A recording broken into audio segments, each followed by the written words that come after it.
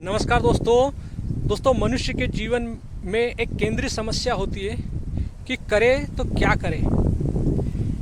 क्योंकि मनुष्य का जीवन की जिसको हम जीव कहते हैं, उसकी जो अस्तित्वगत जो परिभाषा है, जो डेफिनेशन है, उसको आज हम समझते हैं कि यदि हम इसको समझ जाते हैं तो हमारे अंदर हमारी जो केंद्रीय जो दुख की समस्या है उससे हम निजात पा सकते हैं। और इसके लिए हमें हमारे जो ऋषि मुनियों ने और विचारकों ने इस पे चिंतन किया और हमें समझाया और हमें बताया, और जो शास्त्र भी हमें बताते हैं कि मनुष्य की जो केंद्रीय समस्या जो होती है उसके मूल में हमारे अंदर एक जो जन्म से ही उपस्थित एक मैं भाव होता है, मैं जिसको हम अहंकार भी कहते हैं। और ये मैं भाव जो होता है, मैं हूँ और अपूर्ण हूँ का भाव, ये शरीर से ही उत्पन्न होता है। जो जन्म से उपस्थित होता है शरीर से उत्पन्न होता है, और जो बोलता है मैं हूँ और अधूरा हूँ। तो ये हमारे जीव की परिभाषा है, डेफिनेशन है, क्या मैं हूँ और मैं अधूरा हूँ। तो दोस्तों अधूरापन मतलब ये कोई उसकी कहना चाहिए बाहरी सामाजिक कोई परेशानी नहीं है, उसकी एक जो हमारे अंदर जो जीव है ये उसकी डेफिनेशन ही है कि वो हमेशा अपूर्णता में ही पैदा होता है। यानी जो जीव होता है वो अपूर्णता में ही पैदा होता है और मैं कहता है, और मैं अलग हूँ, स्वतंत्र हूँ, सीमित हूँ।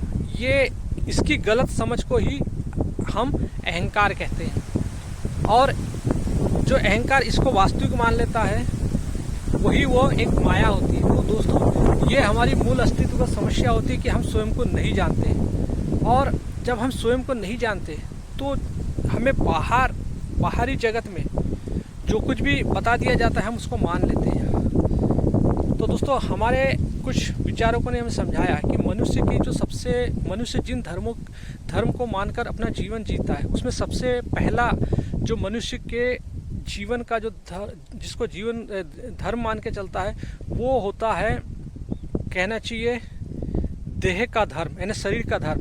तो दोस्तों शरीर का धर्म मतलब ये होता है कि ये शरीर जो है ये एक विकासवाद की प्रक्रिया से आया है, और ये शरीर अपनी प्रवृत्तियाँ लेकर चलता है, जिसको बोलते हैं काम, क्रोध, लोभ, मोह, मद, मात्सर्य, खाना पीना, सोना, सेक्स। तो दोस्तों ये शरीर की अपनी एक गुण धर्म है, इसके आधार पे शरीर चलता है। और तो ये जो वृत्तियाँ है ये हमेशा हम व्यक्ति इन्हीं के आधार पे मतलब डर, लालच, भय इन्हीं को लेके अपने जीवन में भागते रहता है, दौड़ते रहता है और पैसे। दोस्तों जो शरीर की जो वृत्ति है उसी को ही वो अपना धर्म मान लेता है। तो व्यक्ति जो शरीर से जो वृत्तियाँ उठती है, जो शरीर की जो प्रवृत्तियाँ होती है, जैसे काम, क्रोध, लोभ, मोह, मद, मात्सर्य, ईर्ष्या, क्रोध, इन सब के आधार पे वो जीवन अपने स्वयं को धर्म समझ लेता है और इसी के आधार पे चलने लगता है। दोस्तों ये इसको बोलते हैं देह धर्म। दूसरा होता है समाज का धर्म, समाज धर्म। समाज एक नैतिकता के आधार पे एक ऐसा स्ट्रक्चर खड़ा होता है। समाज कोई व्यक्ति तो नहीं होता, कोई चेतना नहीं होती। समाज एक ढांचा होता है जो लोगों के द्वारा निर्धारित किया जाता है और कुछ नियम बना दिए जाते हैं जो एक रोबोटिक पैटर्न में चलते रहता है। और दोस्तों ये समाज के नियम पे ही जो व्यक्ति चलता है, और वो कभी परिस्थितियाँ बदलती है लेकिन वो समाज के नियम नहीं बदलता, और उन्हीं पुराने ढर्रे वाले पैटर्न से जो समाज में जो चले आ रहे हैं उसी के आधार पे अपना जीवन जीते रहता है। दोस्तों जीवन निरंतर एक परिवर्तनशील है, जीवन निरंतर बदलते रहता है, विचार बदलते रहती है, भावनाएं विचार बदलती है, भावनाएं बदलती है, और हमारा पूरा स्ट्रक्चर ही बदलने लगता है। मनुष्य निरंतर परिवर्तनशील है। और हम यदि अपने समाज के जो पुराने ज़माने से जो चले आ रहे नियम ढांचा को यदि हम अपने जीवन में अप्लाई करें तो दोस्तों हमारे जीवन में कभी भी कुछ बदलाव नहीं आता है। तो समाज एक रोबोटिक पैटर्न पे चलता है। समाज में एक सोचने समझने की शक्ति का विरोध होता है। कोई भी व्यक्ति जब समाज में कुछ नया सोचता है तो वो डरता है कि यार कहीं मैं बोलूँगा तो इसका कहीं विरोध ना हो। दोस्तों समाज में बोलने के लिए, समझने के लिए एक तार्किक शक्ति चाहिए। कोई भी व्यक्ति हस्तक्षेप नहीं करना चाहता, वो एक रोबोटिक पैटर्न में जो चले आ रहा है उसी में जीना चाहता है। तो दोस्तों इसके कारण जब हम समाज के बनाए नियमों पे चलते तो ये हमारे लिए, और इसी आधार पे हम अपने धर्म समझते तो हम दुख भोगते हैं। तो दोस्तों भगवान श्री कृष्ण हमें समझाते हैं कि शरीर का धर्म, समाज का धर्म पे चलना मनुष्य के लिए सबसे बड़ा दुख का कारण होता है। दोस्तों इसके बाद तीसरा जो आता है जिसको बोलते हैं संयोग धर्म। संयोग धर्म मतलब अवसरवादी धर्म। यहाँ सिद्धांत भी नहीं होता, यहाँ सिर्फ ऐसा है कि किसी के विचार धाराओं के आधार पर बहते हुए चले जाना, किसी पंथ के चलन, कोई भी पंथ चल रहा है उसके विचारधारा में बह जाना, यानी अवसरवादी टाइप का। संयोग से यदि हमें कोई चीज़ मिल गई तो हम उसी की ओर बह जाना। तो भगवान श्री कृष्ण हमें समझाते हैं कि जो शरीर, समाज और संयोग, ये तीन जो धर्म होते हैं इसी को ही बोलते हैं पर धर्म। भगवान श्री कृष्ण ने हमें समझाया कि ये तीन जो है ये पर धर्म है, और जो व्यक्ति इनके आधार पर चलता है वो व्यक्ति मृत्यु के समान ही होता है। तो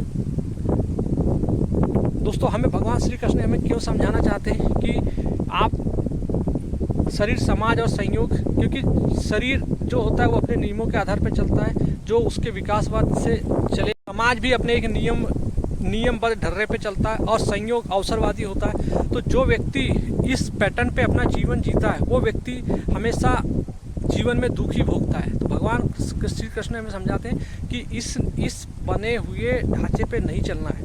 ये आप इससे बेहतर होता है कि यदि हम मृत्यु को प्राप्त हो जाए तो। इसीलिए वो कहते हैं कि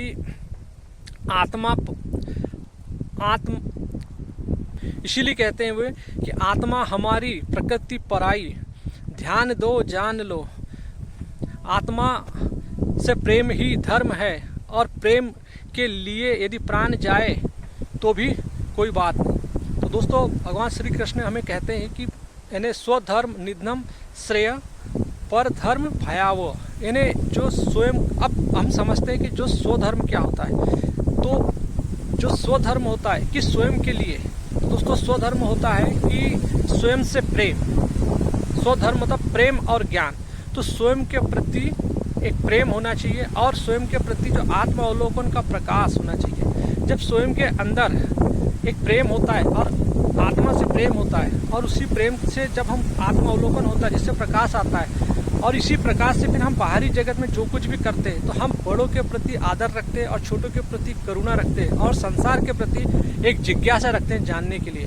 दोस्तों इसको बोलते हैं स्वधर्म। तो स्वधर्म बराबर हो गया कहना चाहिए प्रेम और ज्ञान, और परधर्म यानी हो गया कहना चाहिए शरीर, समाज और संयोग, या इसे प्रकृति भी कह सकते हैं, क्योंकि जो नियमों के आधार पर चलता है, प्रकृति अपने नियमों के आधार पर चलती है, तो उसको परधर्म कहते हैं। तो दोस्तों परधर्म मतलब ये नहीं होता कि हिंदू, मुस्लिम, सिख, ईसाई ये पराया धर्म, ये पराया धर्म नहीं कहलाते। दोस्तों परधर्म मतलब होता है कि जो प्रकृति से, जो अपने नियमों के आधार पर चलती है, और प्रकृति में तीन चीज़ हमेशा होती है, शरीर, समाज और संयोग। इसी पे दोस्तों हम अपने जीवन को लेके जाते हैं, और हम हमेशा ज़िंदगी भर दुख भोगते हैं। भगवान श्री कृष्ण की देन है जो हमें समझाना चाह रहे हैं कि परधर्म जो होता है वो आदमी के लिए मृत्यु के समान है। इसीलिए स्वधर्म के लिए यदि हमें मरना भी पड़े, मिटना भी पड़े, तो वो श्रेष्ठ है, जबकि परधर्म भयावह होता है। तो हमारे जीवन में जो कुछ भी है वो स्वधर्म को ही अपनाना चाहिए। दोस्तों धार्मिक चित्त वाला व्यक्ति हमेशा शांत होता है, वो हमेशा संसार के प्रति करुणा, संसार के प्रति जिज्ञासा रखता है, दूसरों के प्रति आदर रखता है, और छोटों के प्रति यानी जो नीचे रहते हैं उनके प्रति करुणा रखता है। तो जो धार्मिक चित्त वाला व्यक्ति होता है, धार्मिक चित्त वाला व्यक्ति कभी भी शरीर, समाज और संयोग यानी जिसको हम परधर्म कहते हैं उस पर नहीं चलता। तो दोस्तों भगवान श्री कृष्ण की ये सीख हमारे जीवन में एक नया परिवर्तन लेके आएगी यदि हम इसको समझ जाए तो, कि हमें स्वधर्म अपनाना है, स्वयं का धर्म। स्व मतलब स्वयं का धर्म, स्वयं को जानना। दोस्तों हमने इसको स्वयं को जानना मतलब, क्योंकि हमें भगवान श्री कृष्ण हमें समझाना चाहते हैं कि स्वधर्म को अपनाओ। स्वधर्म मतलब स्वयं का धर्म, स्वधर्म मतलब स्वयं को जानना, यानी स्वयं से प्रेम करना, यानी आत्मा हमारे अंदर है। दोस्तों हमारे जीवन में तीन ही चीज़ होती है, आत्मा, प्रकृति और अहंकार। अहंकार एक ऐसा झूठ, एरर, बग होता है जो हमारे शरीर में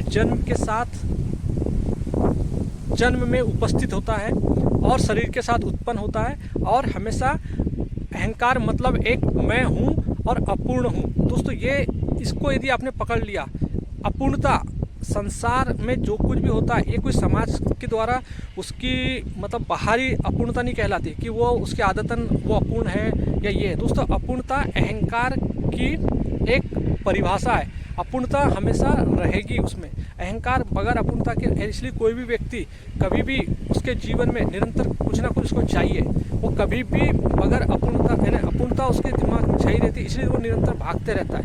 तो दोस्तों भगवान श्री कृष्ण हमें समझाते हैं कि स्वयं को देखो, आत्मा का प्रकाश मिला हुआ है और इसी प्रकाश से स्वयं को जानो, अवलोकन करो। दोस्तों मनुष्य क्या है, एक ऐसा बहुत छोटा सा पिंड कहना चाहिए, जो एक चमकीला और गोलाकार पिंड जो जिसका कहना चाहिए जिससे बिग बैंग की शुरुआत हुई, जिसके अंदर कहना चाहिए एक इलेक्ट्रॉन प्रोटॉन न्यूट्रॉन्स कण, जिसके अंदर टाइम स्पेस और ऊर्जा होती है। दोस्तों ये कण जो है जिसके अंदर कहना चाहिए जो कण इलेक्ट्रॉन प्रोटॉन न्यूट्रॉन्स का एक कण होता है जिसके अंदर टाइम स्पेस और ऊर्जा होती है। दोस्तों इनसे ही मिलकर जो दो तत्व होते हैं जिसको हाइड्रोजन और हीलियम बोलते हैं। दोस्तों तो हाइड्रोजन और हीलियम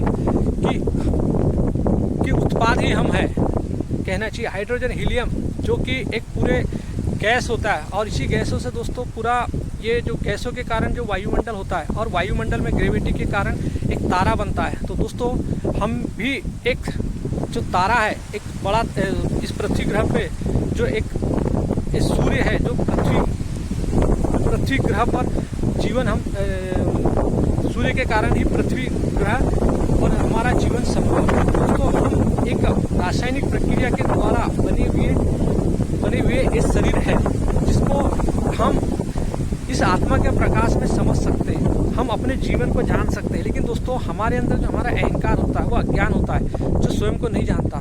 तो दोस्तों जब तक हम अपनी संरचना को नहीं जानेंगे, हमारा अस्तित्व को नहीं जानेंगे कि हम क्या है, मैं कौन हूँ, मेरा जीवन का अस्तित्व कहाँ से आया, मैं कैसे उस ब्रह्मांडी छोटे से पिंड से लेके हाइड्रोजन हीलियम से लेके पूरे यानी मतलब पूरे ब्रह्मांड से लेके जो पूरे पृथ्वी और पृथ्वी से लेके होमोसेपियंस और होमोसेपियंस से लेके डीएनए, पृथ्वी के डीएनए से ये शरीर जो डेवलप हुए।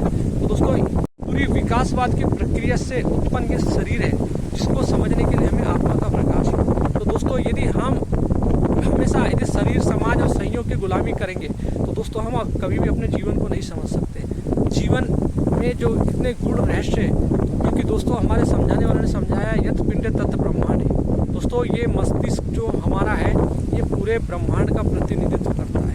ये प्रकृति जो हमें बुद्धि मिली हुई है, मन मिला हुआ है, चित्त मिला हुआ है, स्मृति मिली हुई है, ये दोस्तों ये सब प्राकृतिक रूप से काम करते हैं। बशर्ते ये जो अहंकार जो हम मैं बोलते हैं, यदि इसकी हमारे अंदर समझ आ जाए तो दोस्तों हम पूरे ब्रह्मांड को जान सकते हैं। क्योंकि जब हमारा अहंकार मस्तिष्क से हट जाता है तो ब्रह्मांड इस मस्तिष्क के आधार पे कोई बुद्धिमत्ता वाला कार्य करता है, क्रिएटिविटी का कार्य करता है। तो दोस्तों हम हर चीज़ के दृष्टा बन के देख सकते हैं। हमारे अंदर स्वयं जो अहंकार जो कुछ भी कर रहा है तो वो स्वयं को जान सकता है, समझ सकता है। तो दोस्तों भगवान श्री कृष्ण की देन है कि कृष्ण की गीता है जो हमें अपने मनुष्य के अस्तित्व का ज्ञान देती है। हम स्वयं को जान सकते हैं, समझ सकते हैं और अपने डर, भय, लोभ, लालच, ईर्ष्या, घृणा, द्वेष से मुक्त हो सकते हैं। दोस्तों एक जानने के बाद हम जीवन मुक्त हो सकते हैं। यानी हम जो पशु वृत्ति में जो हमारा जन्म होता है, हम अपने स्वयं को जान सकते हैं, अहंकार को जान सकते हैं और एक बहुत अच्छा जीवन जी सकते हैं।